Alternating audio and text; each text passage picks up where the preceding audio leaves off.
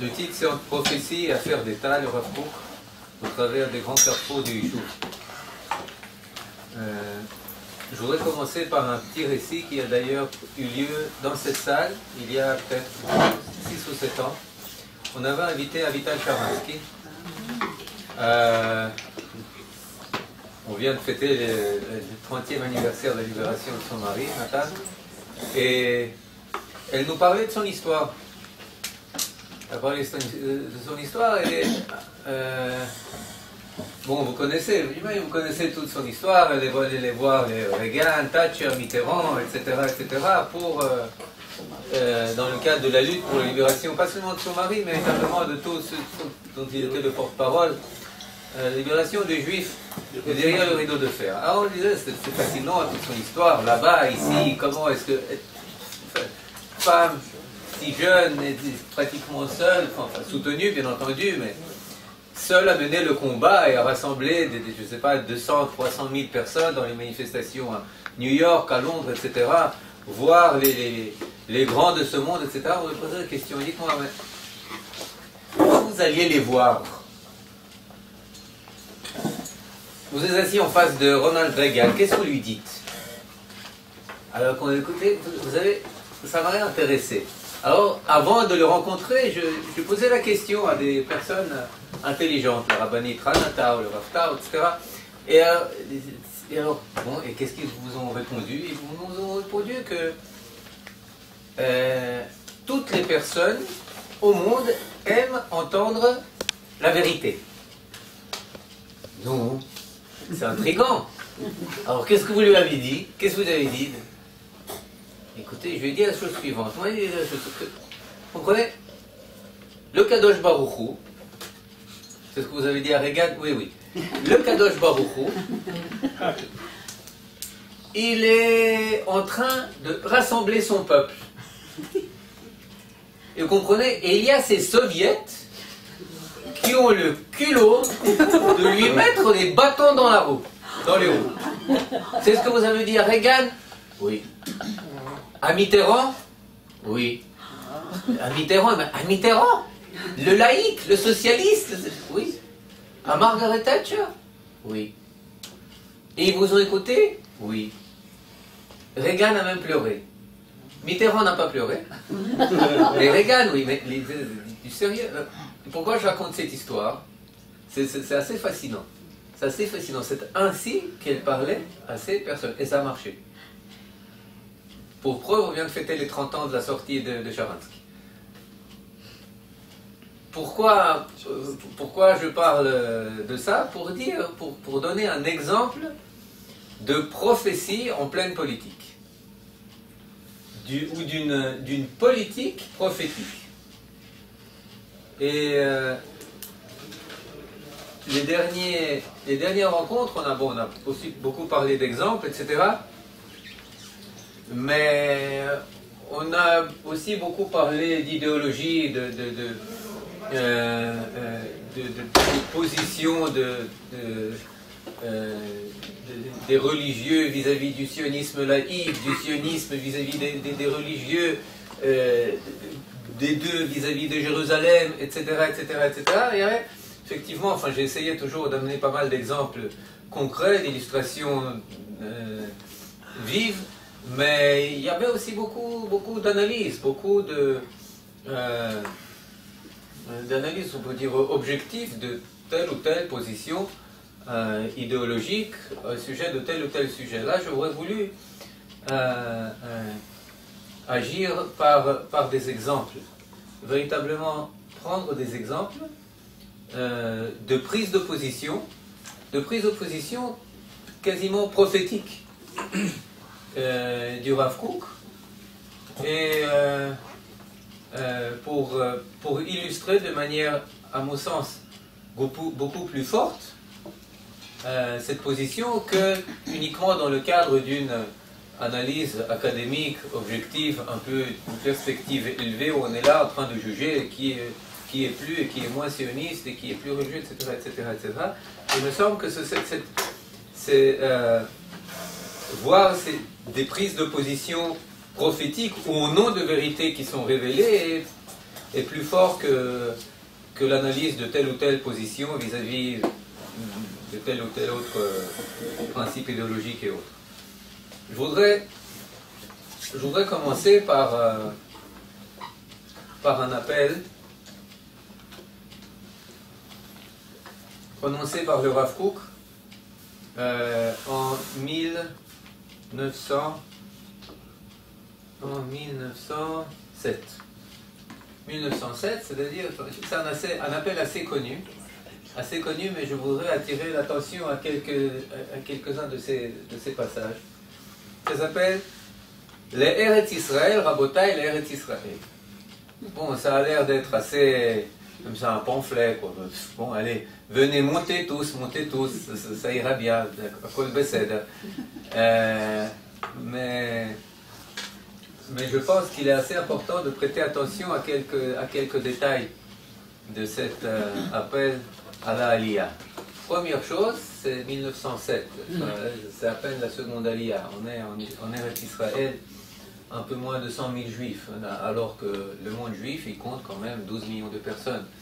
Et que les juifs quittent par millions la zone de résidence qui existe encore en Russie, dans l'empire russe, pas encore soviétique. Ils quittent en direction de l'Amérique. De l'Amérique, bien entendu, alors que ici, en Israël, c'est pas, enfin, dans le Yishuv, c'est pas l'abondance, quoi, etc. Et ça, c'est une première chose. Deuxième chose, il y a eu déjà une révolution en Russie. En 1905, mais elle a échoué. Le tsar, Nicolas, le deuxième, il tient fort les rênes du pouvoir. Bon, bien sûr, il y a les anarchistes, il y a les narodnikim, il y a le terrorisme, il y a toutes ces choses-là qui s'abattent sur la Russie. Le terrorisme d'une ampleur invraisemblable, des dizaines et des dizaines de milliers d'attentats. Il faut le savoir, c'est pas simple, mais la révolution, elle a échoué. Et le Rav Kook, quand il appelle les Juifs à monter, eh bien, il donne aussi une analyse de la situation politique en Russie, dans l'Empire russe. Il dit la chose suivante. Ata igi azman kumat hayadut be'eretz Israël. Bon, le temps de la renaissance juive en Eretz Israël est arrivé. Ha'echrach lashuv le'eretz avot yakif et kol hamatzavim shel ha'uma ben hachomrim, ben harochaniyim ou beyoter harochaniyim. C'est-à-dire que cette nécessité, elle est tant matérielle que spirituelle. Donc, cette nécessité de monter. Ama'apecha arusit pa'ala vetif'al al sakanat matzav hayadut bekneset Israël sheberussia. La révolution russe a agi et continuera à avoir des effets, a eu des effets, continuera à avoir des effets quant au danger, à la menace qu'elle représente pour le judaïsme en Russie. Il faut savoir qu'à l'époque, c'est la moitié du monde juif, démographiquement. Ou Misham, Apeula Choseret, Alkol, Aolam, Aivri, Kimat, les fiers shel haribouy agadol shel haoma asher sham. Et de là-bas, l'influence de cette révolution, elle va se répercuter sur tout le monde juif. V'ula yoter od mima shepa'ala le'ara ala data yehudit ha'ma'apecha tzarfatit. C'est-à-dire que son influence va être encore plus grave que celle de la Révolution française. Al-Yadei Gilgulei Sibotea mi'az ad yameinu el, jusqu'à nos jours. Koach machri agadol aya be'olameinu מצבה הרוחני של היהדות שהיה חזק ברוסיה, עתה נמוג והולך, הוא היסוד האדיר הזה. C'est-à-dire, bon, il y avait la puissance du judaïsme, puissance spirituelle du judaïsme de la Russie, et qui était la base du judaïsme mondial, est à nos jours en train de s'effondrer, de s'effriter. וכל זה מביא לנו מחשבה מחרידה מאוד, et cela nous amène des pensées terrible, terrifiante. Aval, Gamken, Echrach, Leasev, Einenu, le Keren Aura. Bon, c'est intéressant, regarde. La révolution, elle a échoué. De quoi est-ce que le Rav parle ici? Une révolution qui a eu ses effets, qui va avoir ses effets. Il parle en 1907. C'est la dérive. Et là, vous comprenez, les historiens le disent, aussi certains, pas tous, comme Chagi Ben Artzi, ils disent, regarde, vous avez ici plus qu'un bilan de ce qui était, c'est un pronostic de ce qui va suivre. Il dit, écoutez, la révolution, elle a échoué une première fois, mais une seconde, et certainement une troisième fois, elle va réussir. Et quand cette révolution, elle va réussir, vous savez ce que ça va nous coûter? Ça ne va pas être l'assemblée des notables de Napoléon. Ça ne va pas être seulement les 12 questions qu'il a posées à cette assemblée, ensuite au Sanhédrin, etc., pour prêter loyauté, fidélité à la République, etc., etc. Non, non, non. Pourquoi? En France, il y avait quoi? 25, 30 000 juifs à l'époque. Bon, ben ça aussi, ça s'est étendu, les idéaux de la révolution, ces principes. Mais en Russie, vous avez 6 millions de juifs. Vous avez toutes les yeshivot qui sont là-bas.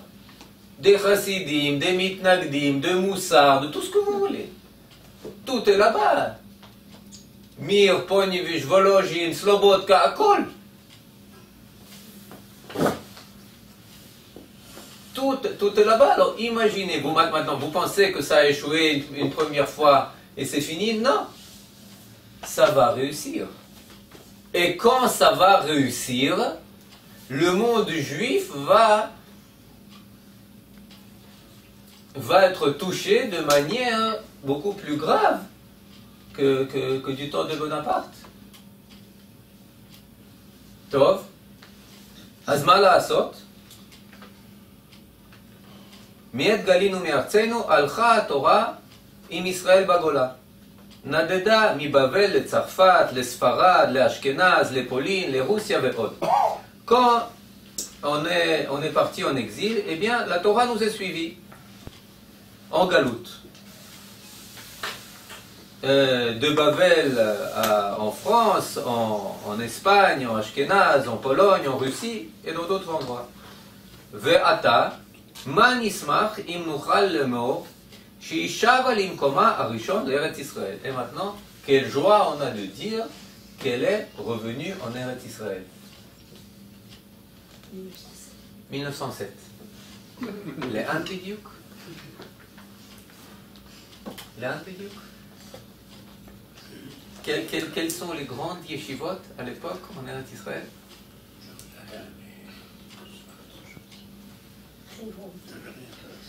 Non, Hebron, il n'y a pas encore Slobod que Yeshivat Hebron, non, pas encore. Elle arrivera là-bas dans les années 20.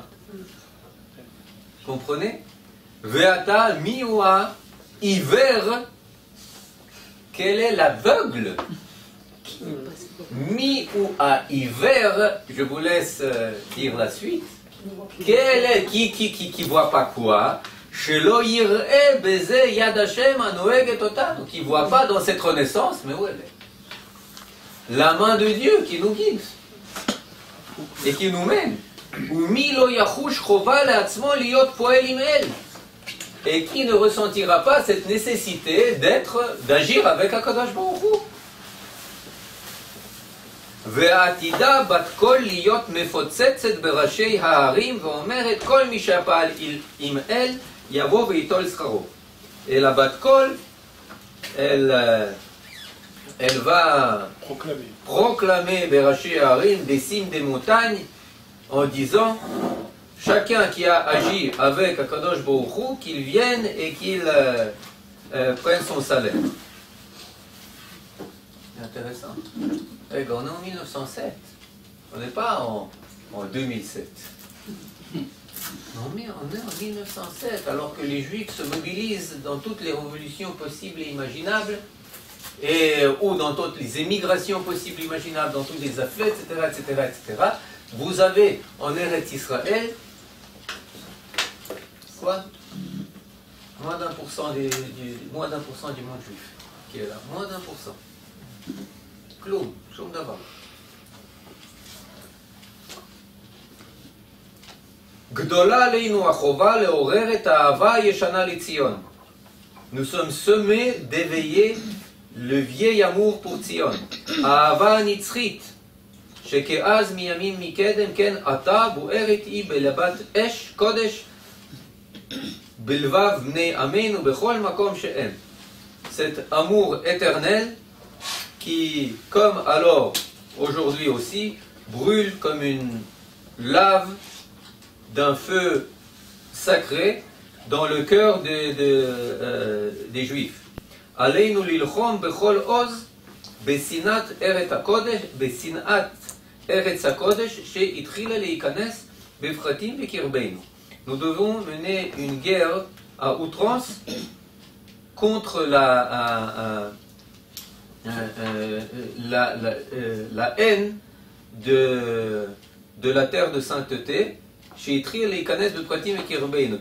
commence à donner signe d'existence chez certains des nôtres. עלינו להשמיד בזרוע עוז רוחני ובקדושת עולמים של ארץ חמדה את הזוהמה של המרגלים. C'est-à-dire nous devons anéantir ces idées de meraglim. Ça c'est...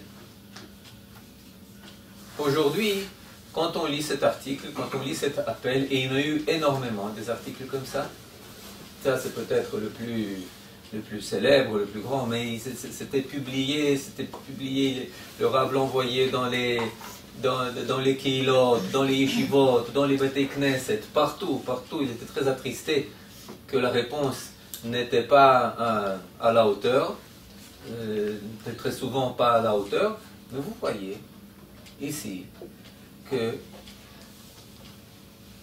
bon, je pense qu'il faut le dire, vous avez affaire à un prophète.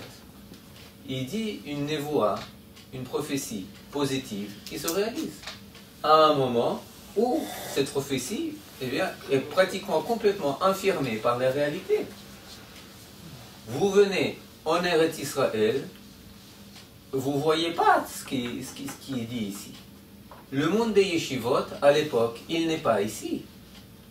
Il y a des yeshivot, il y a des Talmidei Chachamim, bien entendu, mais l'essentiel est là-bas. 90% des Olim de la première et de la seconde Aliyah, ils quittent le pays. Ce qu'écrivent Ben Tzvi et Ben Gurion dans le livre qu'ils publient dans les années 20. Ils estiment à 90% le nombre de Juifs de ces premiers deux Aliyot qui ont quitté le pays. Mais de quoi vous parlez? De quoi vous parlez? C'est-à-dire qu'il faut véritablement un œil assez... qui pénètre dans la profondeur des choses pour voir ça.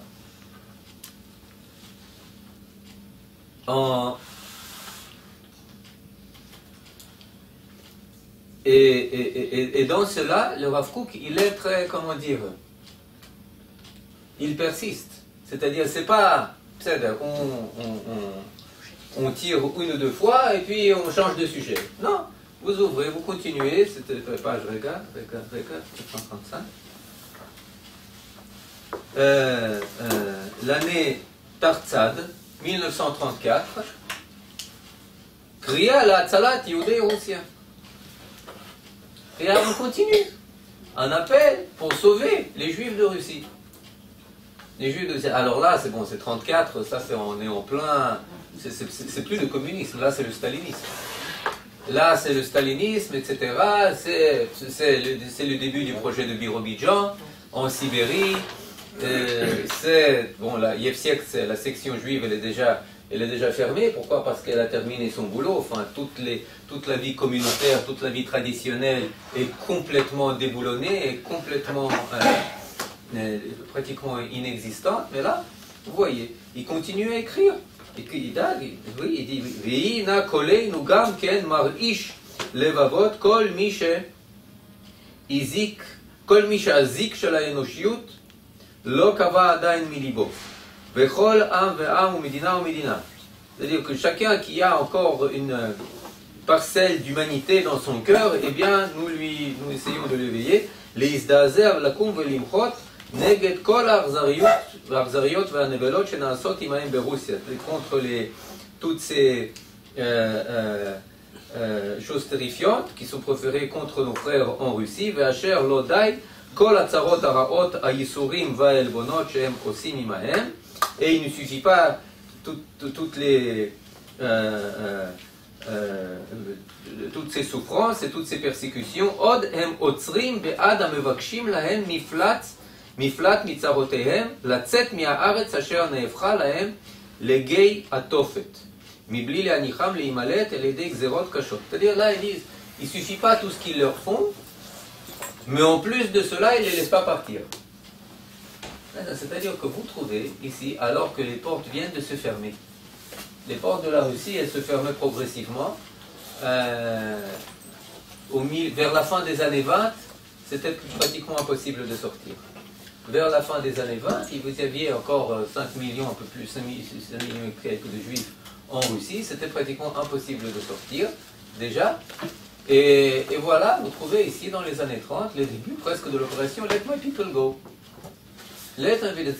Qui pensait à l'époque Qui pensait à l'époque à cela? On pensait à l'époque comment survivre, comment donner des espérances. Le joint américain envoyait là-bas des fonds par millions pour donner des juifs un espoir de survivre à la famine. À la famine, ce qu'on appelle le Golodomor, fin des années 20, début des années 30, où il y avait des millions de personnes qui périssaient. Donc, c'est-à-dire, et là, qu'est-ce que vous voyez? Non. Le problème, c'est qu'il faut les laisser sortir. Il faut les laisser sortir. Pas seulement. C'est une chose très importante, parce qu'il faut savoir, jusqu'en 1927, Rabat, par exemple, sa politique là-bas, c'était pas de sortir. C'était d'essayer de sauvegarder les vie juive là-bas. Quand dans les années 80, ça commence à se réveiller à nouveau, il y a toute une tendance qui dit il faut permettre la vie juive là-bas, peu importe, derrière, devant le rideau de fer. La sortie, c'est secondaire. Là, vous voyez, non, il ne suffit pas de sauvegarder l'autonomie spirituelle, la vie juive, la Torah et les mitzvot et les yeshivot, derrière le rideau de fer. Non, l'essentiel c'est de sortir, c'est de laisser sortir. Le choix que j'ai fait de ces prises de position, il est d'un côté assez comment dire, assez arbitraire, parce que on peut choisir d'énormément de prises de position. Pour donner un exemple, contre le concours de la reine de beauté à Tel Aviv, à Purim. Le Rav Kook écrit à Meir Dizengoff: j'ai entendu qu'on est en train de planifier un concours de beauté à Purim, à Tel Aviv. Ça ne se fait pas. Dans un État juif, une telle chose ne peut pas se faire. Dizengoff de répondre: vous avez raison, on annule. Ah, ça vous étonne? Oui, il a pris position. L'Aïria, je ne sais plus en quelle année c'était, dans les années 20, non, il n'y aurait pas de concours de beauté à Tel Aviv, à Purim, etc. Il y a des prises de position, bien entendu, énormément pour le Shabbat, des prises de position pour Eter Michira au sujet de Shnat Shmita, etc., etc. Beaucoup de choses, mais là, et il y a aussi beaucoup de choses qui sont très en conflit. Mais ça, je pense le laisser pour une autre fois, Bezrat Hashem la prochaine fois, comme l'assassinat, suite à l'assassinat de Arlozorov, prise de position pour Stavsky, pour son innocence, etc., etc. Mais là, je voudrais toucher à un autre sujet où le Rav Kook était en Angleterre. Vous savez que quelques semaines, à peine 2 ou 3 semaines avant le début de la Première Guerre mondiale, c'était le 9 av Tir Ad, 1914. C'est très facile à se rappeler. Qui a commencé la Première Guerre mondiale. Il est allé à Francfort, pas arrivé à Francfort pour je crois que c'était la réunion de Agudat Israël. Agudat Israël qui a été fondée en 1912 à Katowice. En 1914, il devait avoir une réunion, un congrès à Francfort. Il est là-bas, il n'est pas arrivé. Il a passé quelque temps en Suisse, près de Saint-Gall, où il a écrit l'essentiel de ce qui est devenu ensuite le livre Oroth. Et ensuite, on lui a offert un poste de rabbin dans une grande communauté à Londres. Et il s'est rendu à Londres où il a passé 3 ans. Il a passé 3 ans à Londres. Et là-bas, il était très actif, pas seulement dans cette communauté, mais également dans ses prises d'opposition, dans ses déclarations. Il y a des prises de position qui sont très célèbres pour la déclaration Balfour, au sujet de l'ordre Balfour, etc., etc. Il y a d'autres prises de position qui sont peut-être un peu moins célèbres et qui à l'époque étaient pas du tout politiquement correctes. Pas du tout politiquement correctes, etc., etc. Et je vais... la première, regarde, il faisait un article qui s'appelle sur la trahison nationale. Sur la trahison nationale, un bref contexte, il y a eu, vous savez combien il y a eu de brouillons de la déclaration Balfour? 4. D'autres propositions? 6. 6, top, on est au sauce bis en Angleterre, on peut faire monter les enchères. 12. Il y a eu 12 versions de la déclaration Balfour. Et ça n'allait pas crescendo, ça allait, comment dire l'inverse de crescendo? Décrescendo.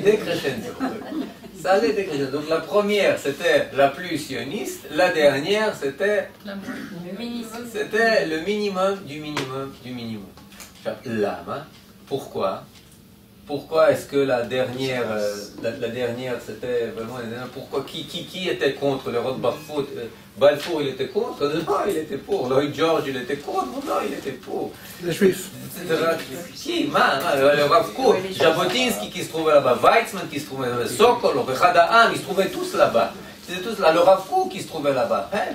Ils étaient contre? Non, ils étaient pour. Alors qu'est-ce qui a fait ça? Qu'est-ce qui a fait tout ce balagan? Les Juifs d'Angleterre. Les Juifs.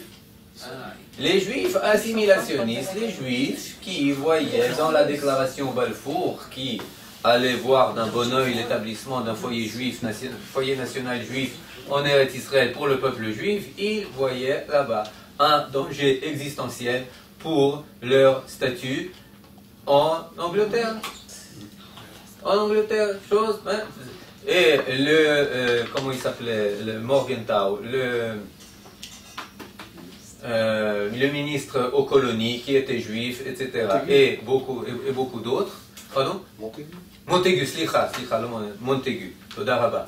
Eh bien, il prenait des positions très très fermes contre tout ça en disant qu'en fait, il faut séparer. Il ne faut pas faire l'amalgame entre la religion et la nation, le peuple. Nous sommes de foi mosaïque, certes. Mais notre allégeance, eh bien, elle est, vous savez qui elle est portée. Alors là, le Rav, c'était une position pas seulement des juifs assimilationnistes, c'était une position qui était aussi très présente dans les cercles orthodoxes. Dans les cercles orthodoxes, et là, il écrit un article qui s'appelle Gilouidat al-Dvar Abgida Loumi, contre la trahison nationale. Contre tous ceux qui déchirent l'âme juive,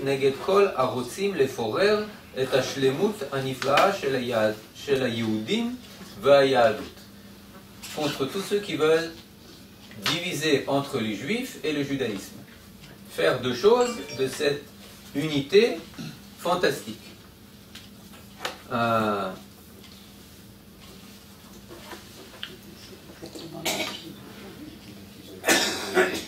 Il parle, c'est un article qui est écrit vers la fin de la Première Guerre mondiale, en 1917.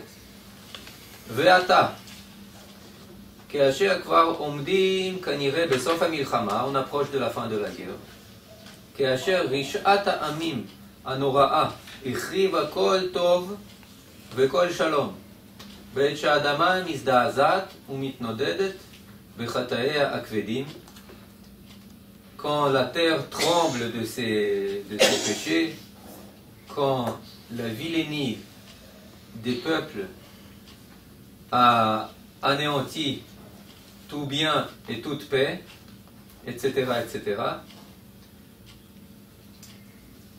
האם אין עלינו בשעה הנוראה, הנפלאה והקדושה הזאת, חובה גדולה ונוראה להודיע לכל האנושות, בייחוד לעמים התרבותיים הלוחמים, כי אם איוולת האיוולות תישאר על קודקודם, אם לא יתרחצו מהרצח ומהגזל שעוללו לנו, הם עושים את עצמם אומללים עוד יותר ממה שהם ממיתים אסונות עליהם. C'est-à-dire, il est temps de dire, quand on arrive vers la fin de la guerre, et que ces malheurs sont tellement évidents, n'est-il pas temps de dire à cette heure grave et sainte, d'annoncer à toute l'humanité, et en particulier au peuple civilisé, que le péché des péchés restera, ils continueront à le porter s'ils ne se laveront pas de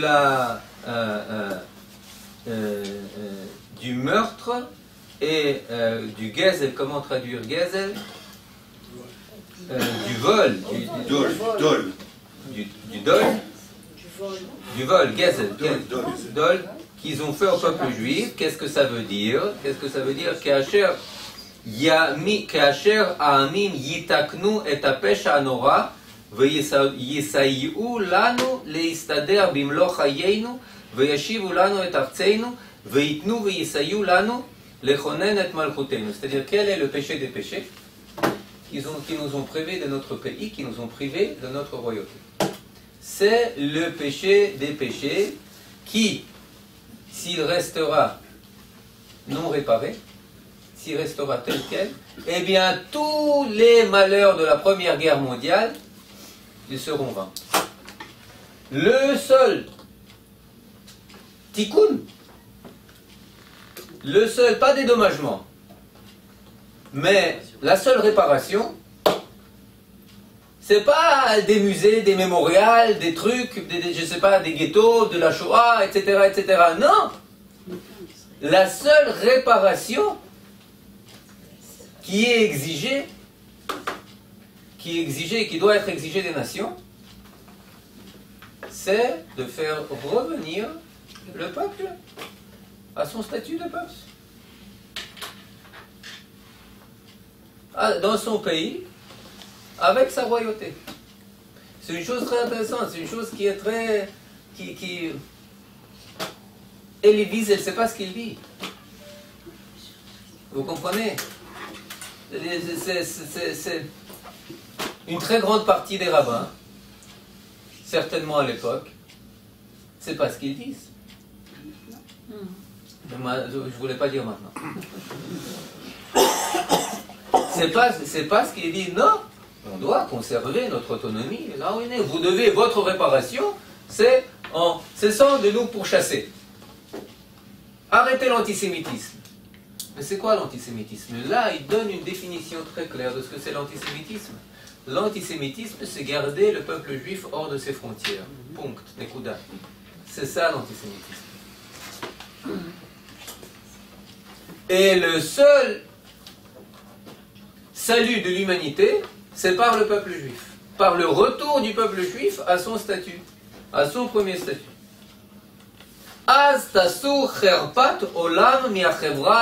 C'est seulement à cette époque que la honte va être effacée de l'humanité.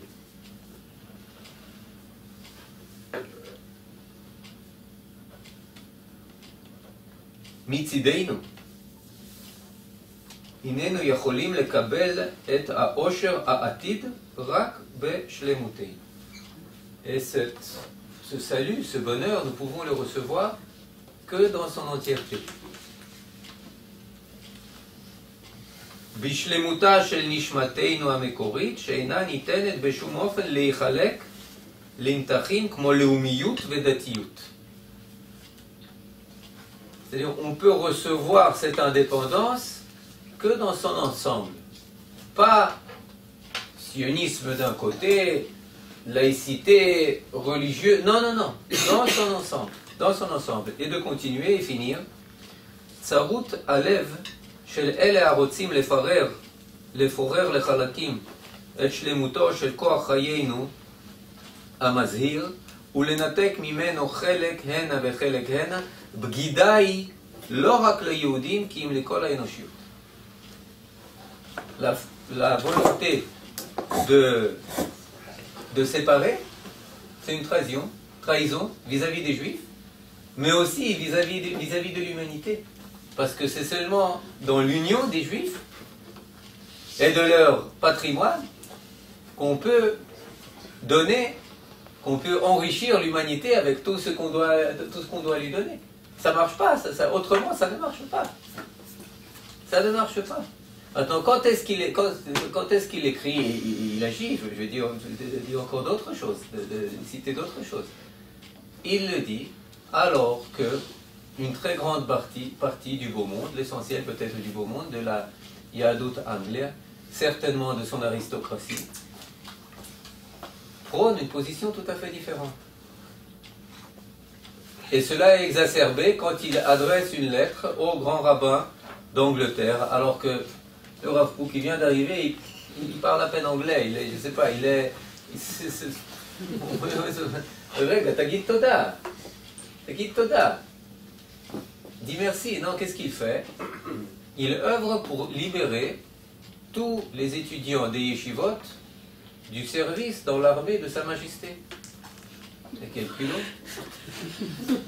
Mais attendez, vous avez... Hein? Ouais, quelle ingérence. Hein? Non, vous comprenez? C'est-à-dire qu'il essaye de leur donner, parce que... à tous, le titre de rabbin. Les rabbins sont libérés. Allez, yallah, tout le monde est rabbin. Et il incite le grand rabbin d'Angleterre, le Rav Yosef Hertz, le Rav Dr Yosef Hertz, de faire de même. On le menace d'expulsion. Qu'est-ce que vous faites? Il dit non, vous ne comprenez pas. Pour nous, c'est pas comme chez vous. C'est pas les Avdil. C'est pas comme chez les chrétiens. Le séminaire, c'est une nécessité de clergé. C'est une nécessité cléricale. C'est pour former les curés. C'est pour former les gens du sacerdoce, quoi. Mais chez nous, c'est pas pour former les rabbins. Les yeshivot, c'est pas pour former les rabbins. Les yeshivot, c'est pour tous les juifs. Vous n'y avez pas la yeshivot, il n'y a plus, le peuple perd son âme. Il n'y a rien pour soutenir son âme, vous comprenez? Alors, il faut tous les libérer. Quand est-ce qu'il écrit? Quand est-ce qu'il écrit tout ça? Il écrit tout ça quand, dans les différentes armées de la Première Guerre mondiale, servent 1 700 000 juifs, selon les estimations de Gilbert. 1 700 000 juifs. Dans l'armée anglaise, 50 000. Dans l'armée allemande, 100 000. Dans l'armée russe, plus d'un demi-million. Dans l'armée américaine, tout ce que vous voulez. Dans l'armée serbe, dans l'armée ottomane, turque, partout. Plus d'1 700 000 juifs qui servent dans différentes armées. Et dans beaucoup, vous lisez les romans, vous lisez les positions, vous lisez des sages qui disent au niveau, ils vont servir Franz Joseph, l'austro-hongrois, au nom du judaïsme. Vous comprenez? C'est-à-dire, ils poussent jusque-là, Dina de Malchuta Dina, jusqu'à aller, Limsor et Anefesh, donner sa vie à, je ne sais pas, quel empereur, roi, Shema, n'importe quoi.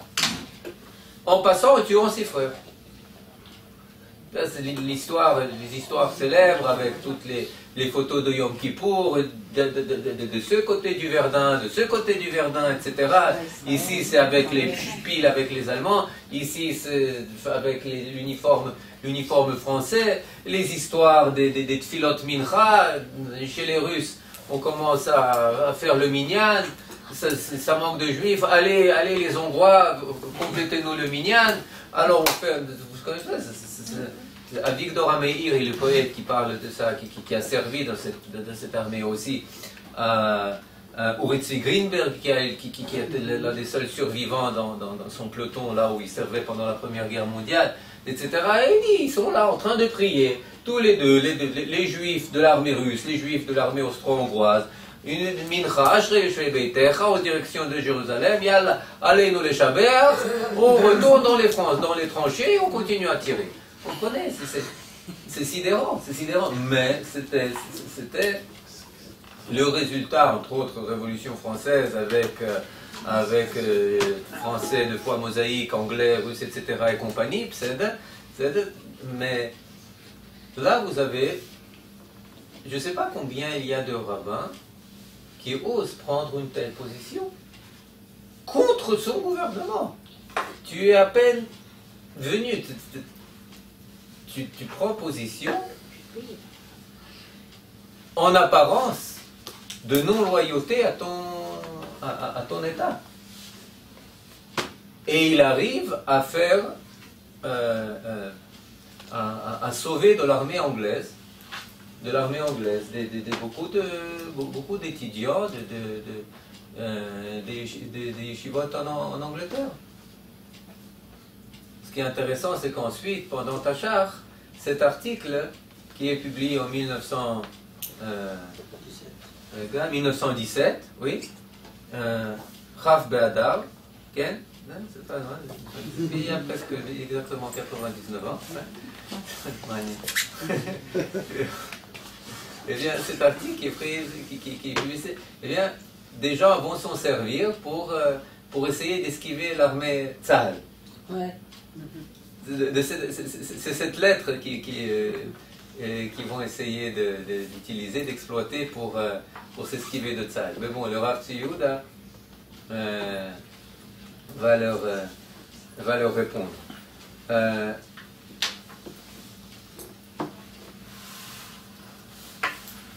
Excuse-moi. Okay. Les conférences précédentes, tu commençais par présenter les livres dont tu allais parler, alors c'est quoi le livre? Ça, c'est les Toda Rabba. C'est un 5 tomes, un ouvrage en 5 tomes, Otzrot Avaya. Otzrot Avaya, je ne sais pas comment dire, les trésors du Raya, Rav Avraham Yitzhak HaKohen Kook, là où il y a, entre autres choses, là, des documents, pour beaucoup qui sont inédits. Il y a par exemple, on a parlé la dernière fois des pogroms de Hebron et du témoignage du Rav Kook devant la commission du Kotel. Eh bien ici vous avez tout le compte rendu, tous les protocoles de cette question-réponse qui y avait. Vous avez beaucoup d'appels, etc., etc. C'est-à-dire c'est pas que ces déclarations elles sont que dans cet ouvrage. Il y a aussi dans Mamaré Araya ou dans Igrot, etc. Mais ici, il y a beaucoup de documents qui sont assez inédits. Voilà. Donc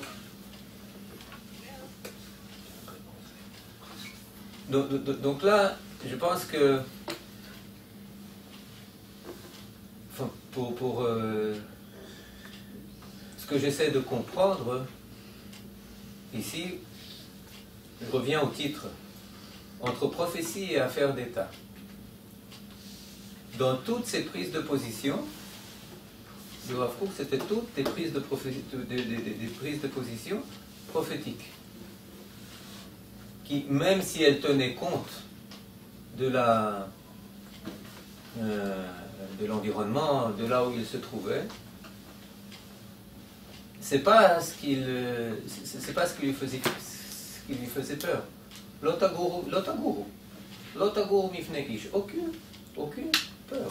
Et toutes ces positions, elles sont complètement, toutes, à contresens, à contre-pied, en apparence, de l'histoire, en apparence, pas en apparence, véritablement, du bon ton, en apparence, d'un comportement logique, rationnel. Okay. Il y a quand même un parallèle flagrant entre ce que vous racontez là maintenant et Théodore Herzl.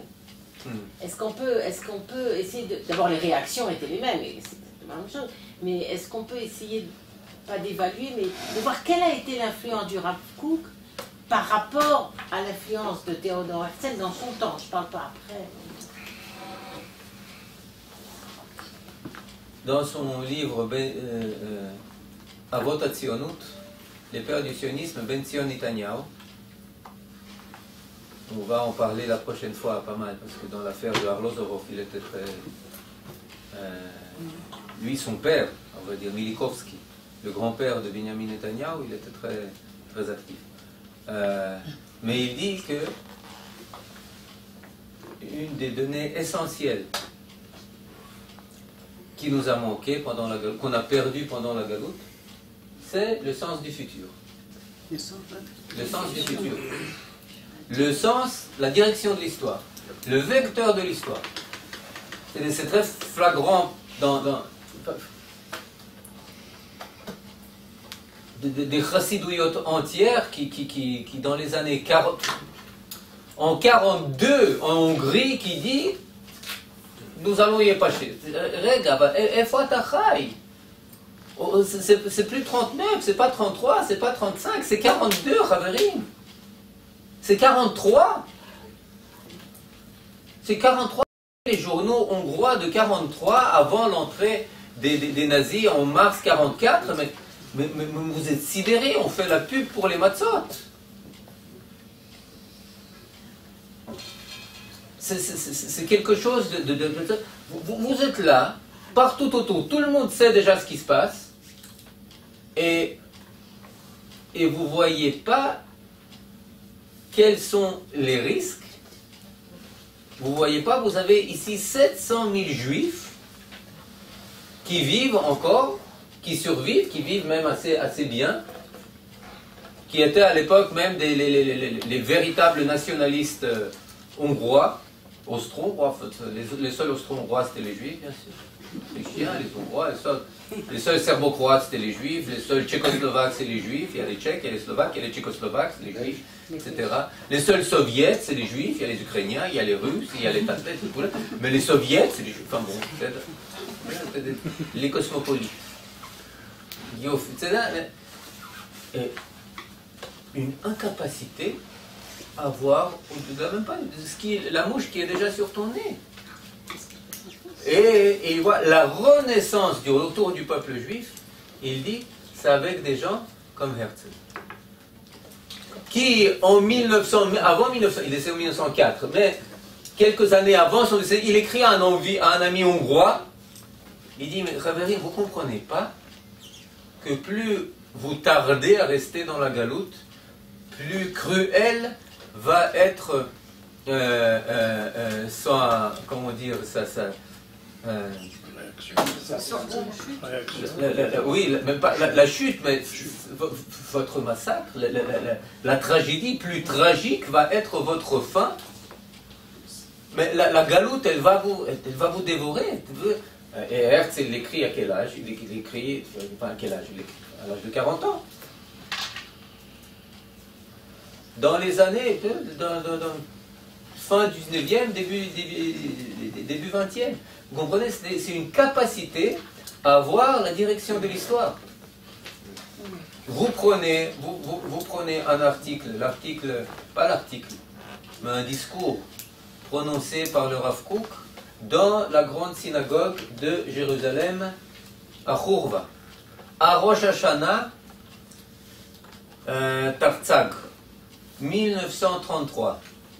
Un article qui a été ensuite réécrit, un discours qui a été réécrit par le père du Rav Medan. Le Rav Yaakov Medan, c'est son père qui était là-bas avec quelqu'un d'autre, je ne me rappelle pas qui c'était. Il parle de quoi il parle dans ce discours? De quoi il parle? Il parle des shofarot. Bon, c'est Rosh Hashanah, il parle des shofarot. Bon, parlons de shofarot, c'est très joli. Et il dit, non, et il commence, vous connaissez cette mot, Teka beshofar gadol. Les réroutés, il y a le grand shofar. Ah, regarde. S'il y a le grand shofar, ça veut dire qu'il y a aussi le petit shofar. Et il y a aussi le shofar moyen. Alors il dit, qu'est-ce que c'est le grand shofar? Le shofar, c'est ce qui, la manière, le mode de retour. C'est ce qui définit la manière du retour du peuple. Là, qui katouf teka beshofar gadol, lecherutein vekabetz nitre, dekabetz nidachen veteka beshofar gadol. Ça, c'est dit dans le cadre de la délivrance du retour du peuple juif. Il dit, qu'est-ce que c'est? Le shofar gadol, c'est quand on rentre par le Kodesh. Il dit, yofi, katouf batorah, il est écrit dans la Torah qu'on doit rentrer, alors on rentre, c'est le shofar gadol. Le shofar Benoni, tout le monde rentre, les Hongrois, les Grecs, les Roumains, les Russes, les Anglais, tout le monde déclare son indépendance, alors nous aussi on rentre, yofi, nous aussi on rentre, c'est la Tzionut Achilonit. La Tzionut Achilonit, etc., nous aussi on rentre. Et puis, mais il y a le shofar Katan. Il y a le shofar Shu Alapanim, le seul sur lequel vous ne prononcez pas la bracha. Vous ne prononcez pas la bracha, vous lui dites, si vous n'avez rien d'autre, alors vous faites tout, mais sans bracha. Et si vous en trouvez un autre, alors immédiatement vous changez. Immédiatement. C'est-à-dire c'est Bédéavat, chez Bédéavat, chez Bédéavat. Et qu'est-ce que c'est? Qu'est-ce que c'est ce shofar? C'est le shofar des pogroms. Et là il dit c'est le shofar de Amalek, de Petliura, de Amalek, et il parle des Allemands. C'est écrit en 1933. Vous comprenez? Donc vous avez ici une prise de position qui est absolument prophétique, qui est en très grande partie, en majeure partie ignorée, parce que ça c'est total à la Sheila, ça témoigne effectivement d'une vision qui est au-delà des réalités et qui était propre à Herzl, qui était propre à Jabotinsky, qui était propre à Ben Gurion, qui était propre au Rav Kook, qui était propre à encore quelques personnes, qui était propre à Berl Katzenelson, etc. Mais ce n'était pas propre à tout le monde. Oui. Et cette vision prophétique, cette vision de voir le futur, finalement c'est absolument remarquable, parce que l'essentiel du monde juif était contre le Rav Kook. Vous avez parlé des rabbanim, vous avez parlé des dirigeants, que ce soit Montaigu ou Rathenau en Allemagne, la classe dirigeante, mais les intellectuels aussi, les philosophes, que ce soit Rosenzweig, Hermann Cohen, Walter Benjamin, enfin tous les grands philosophes de l'époque juifs, aucun ne défendait la vision du Rav Kook. Donc il était seul contre tous dans le monde juif. Un ami m'a raconté, un ami qui vient du monde Haredi, m'a raconté une chose, je ne savais pas, j'imagine que quelques-uns ici vont savoir. Il y a eu une seule témoignage filmé du Chafetz Chaim. Vous l'avez vu? Il a fait. C'est vrai, ça a été montré à Arutcher. Qu'est-ce que c'est? Chafetz Chaim, imagine que on connaît. Chafetz Chaim, où il se trouve? Il se trouve, on le voit arriver au congrès de Agudat Israël. Agudat Israël dans les années 30, si je ne me trompe pas. Agudat Israël. Donc, mais il y a une chose qui n'est pas dite, c'est que après ce congrès, c'était ce qui est filmé, qui est l'ouverture du congrès, c'est sa seule apparition à ce congrès. Lama. Pourquoi? Pourquoi elle n'est pas restée? Le reste du congrès, il est resté enfermé dans sa chambre. Lama. Ils ont tapé sur le Rav Kook, non? Mais, et donc il a dit je m'en vais. Bédiou. Parce qu'il y avait là-bas des discours qui portaient atteinte à l'honneur du Rav Kook.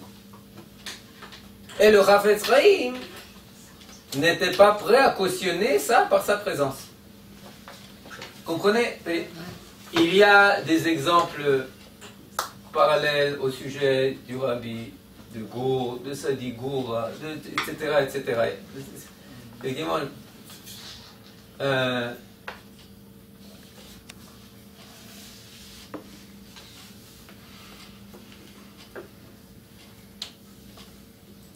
sais pas quoi répondre à cette question parce que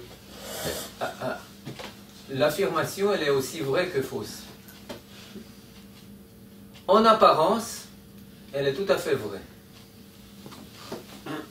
Mais en vérité, lorsque vous arrivez au grand véritable, que ce soit Chafetz Chaim, que ce soit Chazon Ish, que ce soit le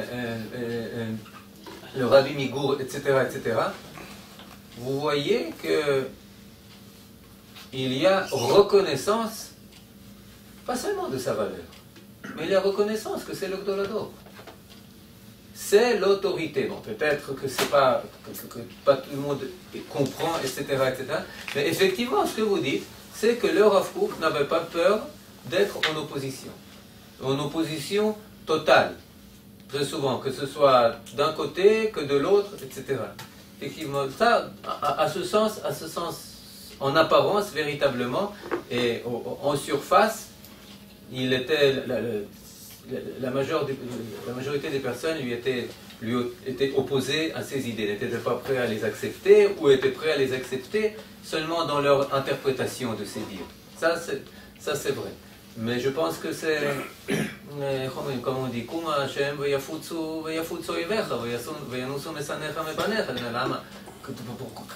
est-ce qu'on dit ça quand on sort la Torah, nous béhémet?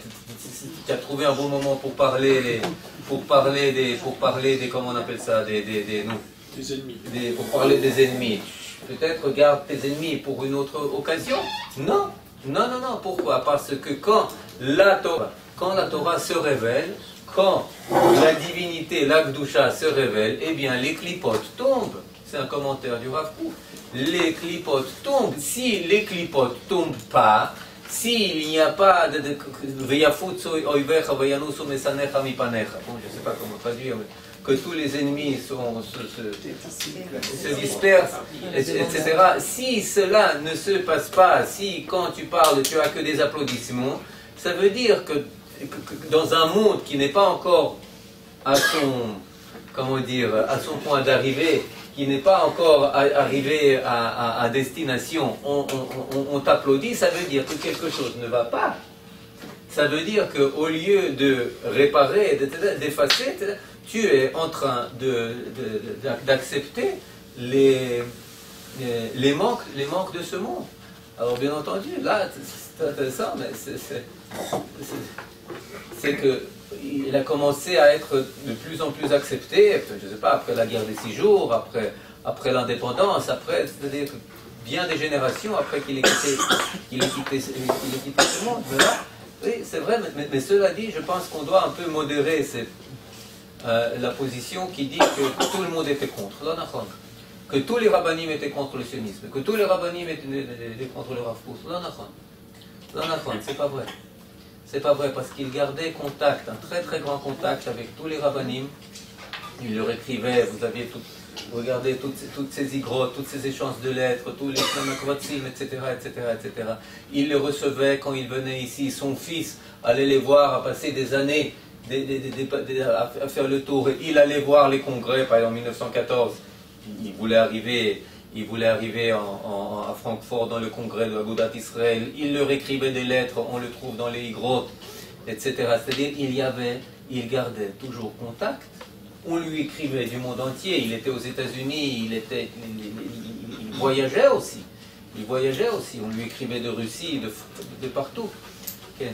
Est-ce que vous venez pas de dire tout à l'heure qu'il y a un antagonisme entre la prophétie et la démocratie? J'ai pas parlé de démocratie aujourd'hui. Non, mais vous avez dit. Est-ce qu'on peut le dire? Oui, bien sûr qu'on peut le dire. Bon, là, c'est un tout autre problème, la démocratie. Mais effectivement, le Rov Minyan, la majorité, c'est jamais un, comment dire, un critère unique de choix. Il y a Rov Minyan, il y a Rov Binyan, il faut savoir pour où est-ce que Rabim Laatot se dit surtout pour Beddin. C'est pas forcément bon, bien entendu, dans notre optique, il y a des bases démocratiques qui sont très importantes. Mais là, il faut savoir que le Rav Kook, il n'allait pas. Il appelait toujours aux masses, etc. Mais il ne parlait pas, il ne faisait pas essentiellement appel à la démocratie. Il faisait appel à quelque chose d'assez différent. Voilà. Alors, on peut continuer, on peut... Oui, vous avez une question, quelque chose?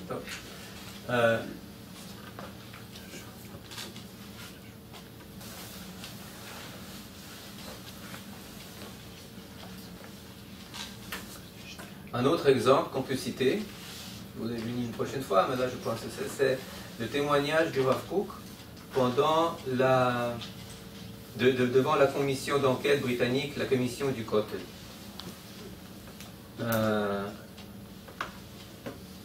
C'était un témoignage en 1930, 31, si je ne me trompe pas.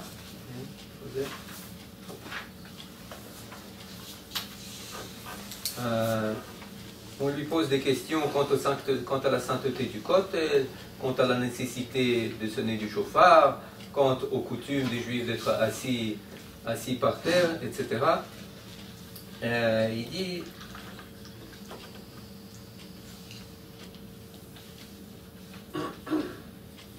Il pose la question, Neymar, qu'il est Yehudim, yesh sheifot benogea lemekomot הקדושים של המוסלמים, שבחרם אל שריף. On dit, c'est le Britannique qui lui pose la question, que les Juifs ont des aspirations quant au lieu saint des musulmans. רוצה אני שכבודו יבאר לוועדה, מהו יחסה של הדת היהודית להקמת בית המקדש בירושלים? Intéressant. Quel est le rapport de la foi juive quant à la construction du temple sur le Haram el-Sharif à Jérusalem? C'est actuel, non? Hein? C'est actuel. C'est actuel. C'est intéressant. Allez répondre à une telle question devant la puissance occupante, puissance numéro 1 mondiale, etc. Hein?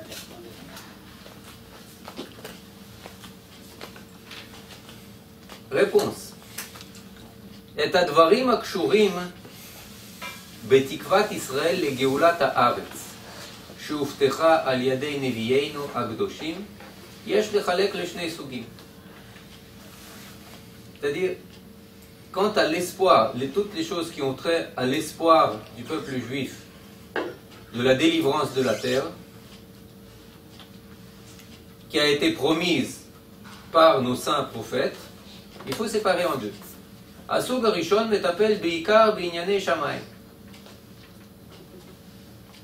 La première chose a trait aux affaires célestes. דברים אלה דומם ביסודם לכל הניסים שעשה השם ליהודים בשעה שהוציא אותם ממצרים. C'est-à-dire, il y a une délivrance qui est du ressort divin et qui tient du miracle. ואלה הם עניינים שאין לאדם שליטה בהם. Et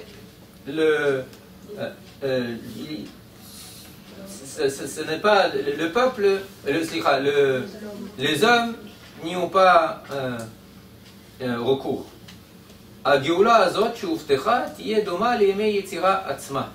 Cette délivrance, elle va ressembler au jour de la création. Question. כלום רק על עם ישראל חלה הגאולה, או היא מתפשטת גם על שאר האומות?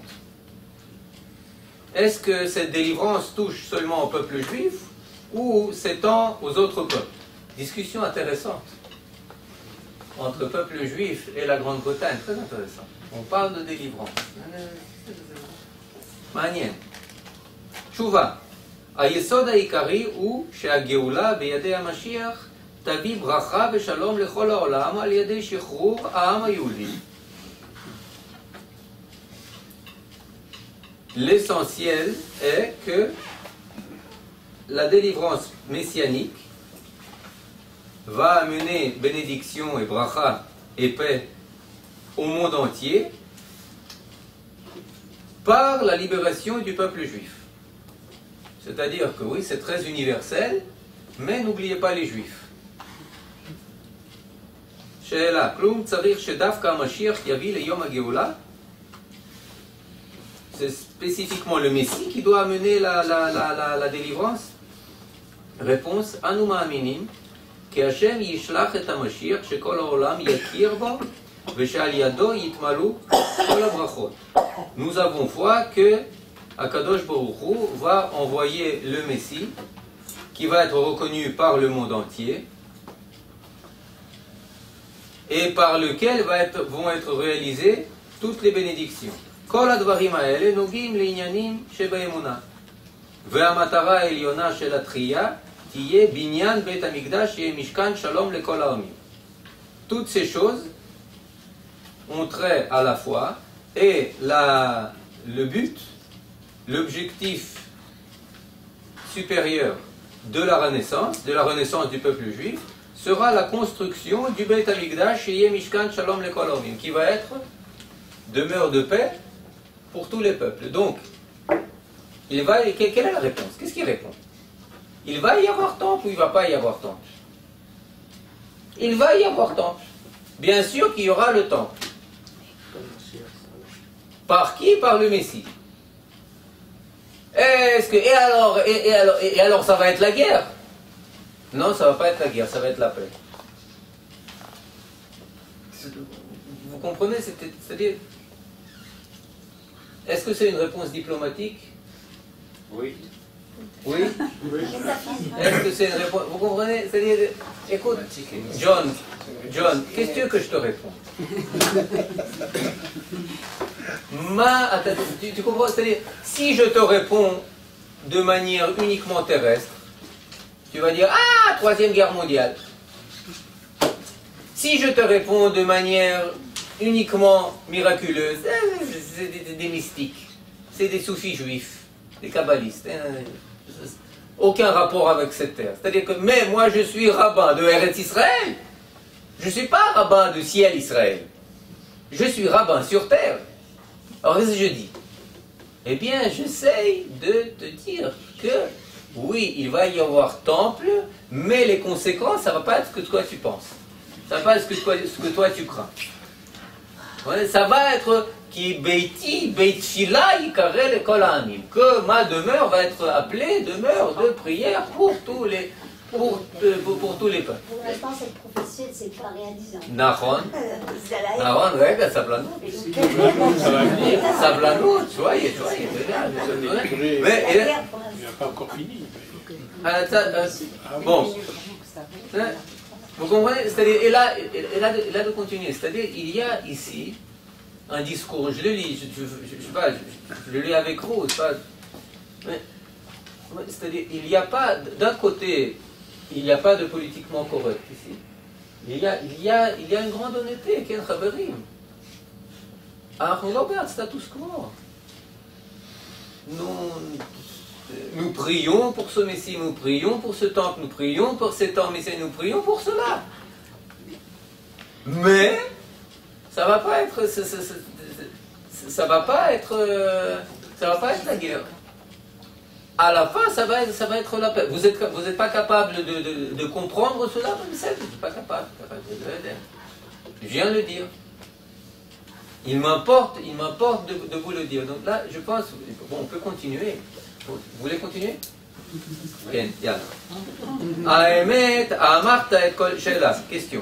אמרת את כל מה שהיה ברצונך להגיד על הצד הרוחני של העניין? Vous avez dit tout ce que vous vouliez dire quant à l'aspect spirituel de la chose? ומה יש לך עכשיו להגיד על הצד השני? Peut-être que vous avez quelque chose à dire quant au second aspect de la chose? תשובה. ציווי מוחלט הוא לישראל שיהיה מקושר בקשר תמידי עם הארץ הקדושה. Il y a une injonction absolue au peuple d'Israël d'être lié par un lien, par un attachement constant, tmidi, perpétuel, avec la Terre Sainte. טוב. זוהי מחובתו של עם ישראל להתאמץ במידה שהדבר הוא בגדר כוחותינו. C'est l'obligation du peuple juif de faire les efforts במידה שהדבר הוא בגדר כוחותינו, dans la mesure où nos forces nous le permettent. Ça, il faut savoir, c'est pas évident de le dire à l'époque. Dire cela à l'époque, c'est comme dire aujourd'hui qu'on doit s'étendre sur et bâtir sur toutes les Judées et Samarie. Pourquoi? Parce qu'à l'époque, le point de controverse, c'était le droit à la Aliyah. Et là, le Rav Kook, de dire le droit à la Aliyah, c'est pas un droit, c'est une obligation fondamentale qui s'impose, qui incombe à tous les Juifs. Vous comprenez? C'est pas quelque chose. Alors que les Britanniques, qu'est-ce qu'ils viennent? Ils essayent de limiter chaque fois comment dire, les quotas. Continue. אם יש איזה חורבות ומקומות שממה בארץ הקדושה, ואם אפשר לעשות את הדבר בצדק, ליישב את האדמה השוממה, עלינו מוטלת החובה לסייע לארץ קדושה זו, שממנה יצא האמת לכל העולם, להפוך אותה למרכז התרבות ולמקור תהילה. J'ai un peu anticipé avant. S'il y a une place en ruine, en Terre Sainte, et si on peut faire ça avec justice, le Yachev, de la coloniser, et à Adama, à Shomema, cette terre déserte, eh bien, il nous incombe d'aider la Terre Sainte de sortir de ses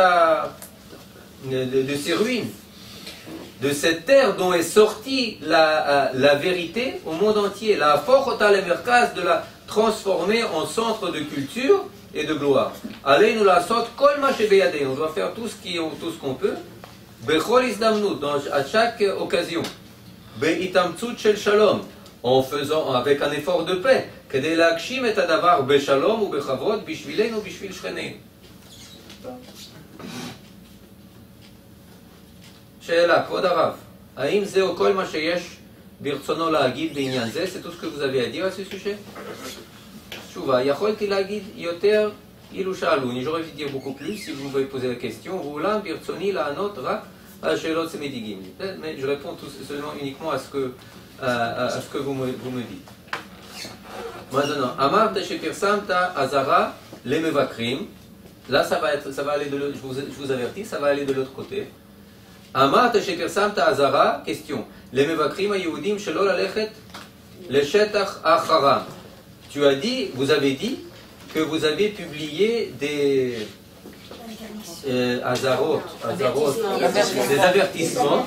des avertissements aux visiteurs juifs de ne pas aller sur le haram. Réponse, Itkavanti rak le shetar bet hamikdash ha'atik. Je faisais allusion au territoire, à la surface du Beit Hamikdash ha'atik. Question. Mipnei Kedushato, à cause de sa sainteté. Tchouva. Ken, Mipnei Kedushato. Oui, à cause de sa sainteté. Sheela. Ukfi shani mevin. Mipnei atuma ishit. Et si je comprends bien, à cause de l'impureté personnelle. Tchouva. Réponse. Mikevan shamakom ukadosh. Étant que le lieu il est saint. Yesh tzorach betahara miyuchedet. Paraduma shelot itachen velo siyua shel ha'ashgacha eilyona. Vu que le lieu est saint, eh bien, il y a besoin d'une purification particulière, la vache rousse, qui n'est pas possible sans aide de la providence supérieure. Chez la question, Ken hi mitzvat adat yehudit le'esor Ad Yom HaGeula lekol Yehudi leikanes lemakom hakodesh. Est-ce que ça fait partie des commandements de la religion juive d'interdire jusqu'au jour de la délivrance à tout juif d'entrer sur les lieux saints?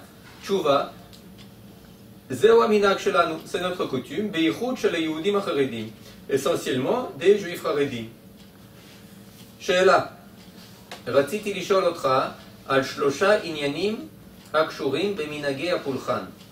Je voulais vous poser la question, 3 sujets qui ont trait au culte.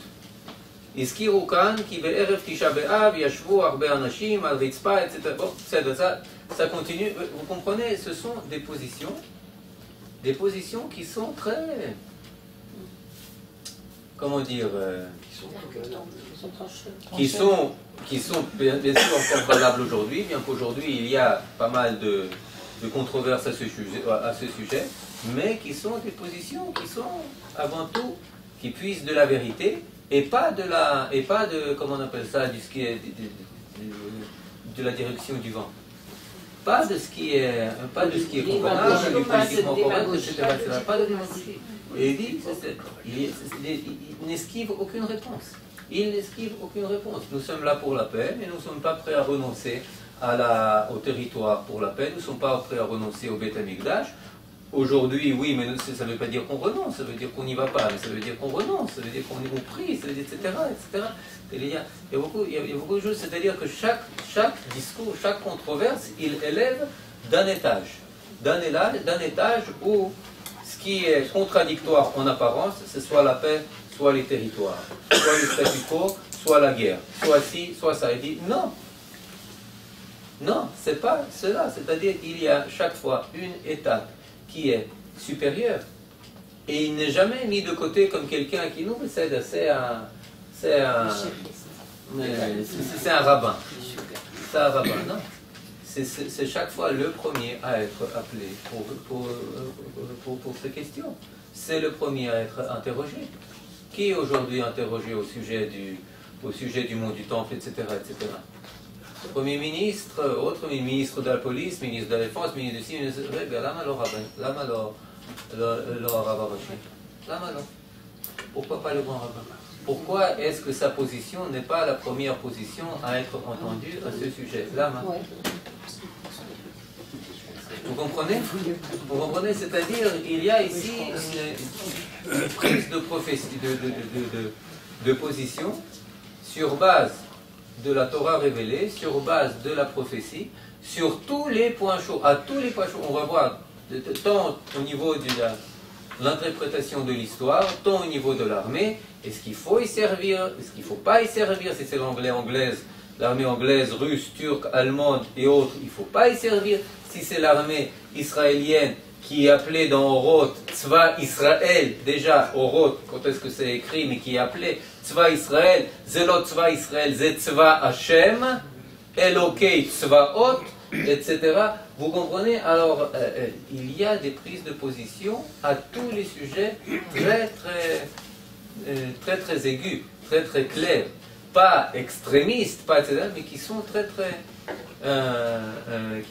fortes. Et il me semble que le Rav Kook, il est très souvent présenté avant tout, comme un penseur, comme quelqu'un qui a, comme un homme d'idées. Ça laisse de côté, dans l'ombre, d'autres aspects de sa personnalité. Il y a ces derniers temps sortent beaucoup de livres sur sa psycha, Elchatit, qui est vaste, profonde, énorme, etc. Mais pourquoi est-ce qu'elle est restée relativement à l'ombre? Parce que les idées étaient tellement fortes. Une deuxième chose qui reste peut-être aussi un peu à l'ombre, c'est ces prises de position qui sont politiques.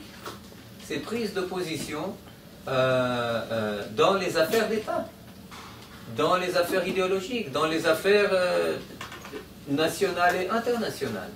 Ce sont des prises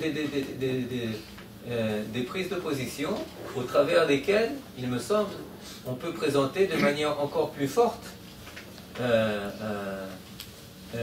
sa contribution à Israël qui revient, etc. etc. Mais, et à tous les niveaux. À tous les niveaux. Là, je ne sais pas, j'ai touché à peine une portion, 2% de ce qui, de toutes ces prises de position. Mais, top. Regardez, on peut continuer, on peut. Pour cette fois, on va. C'est ça. Top.